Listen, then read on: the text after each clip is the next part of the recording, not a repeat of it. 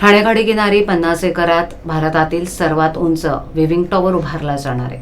हा tower 260 metre उंचीचा असून फ्रान्समधील एफेल टॉवर 300 मीटर उंच आहे, असं सांगून उपमुख्यमंत्री एकनाथ शिंदे यांनी कासारवडोली येथे कन्व्होकेशन सेंटर, कोलशेत इथे 25 एकरमध्ये टाउन पार्क बीओटी तत्वावर उभारण्याची मुंबईत घोषणा केली। मुंबईसह ठाणे जिल्ह्यातील विविध प्रकल्पांचं सादरीकरण उपमुख्यमंत्री एकनाथ शिंदे यांच्या समक्ष ठाणे महापालिका आयुक्त सौरभ राव आणि अधिकाऱ्यांनी केलं। त्यावेळेला उपमुख्यमंत्री शिंदे यांनी ठाण्यातील प्रस्तावित प्रकल्पांची माहिती दिली।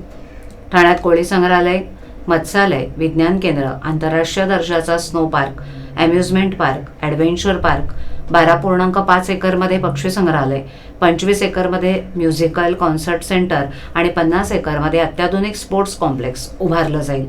त्याचबरोबर ठाणे महापालिकेकडून मीरा भाईंदर महापालिकेच्या सीमेलगत संजय गांधी राष्ट्रीय उद्यानाशी जोडून 18.4 किलोमीटर लांबीचा आनंदवन हरितपट्टा विकसित केला जाणार असल्याचं त्यांनी सांगितलं।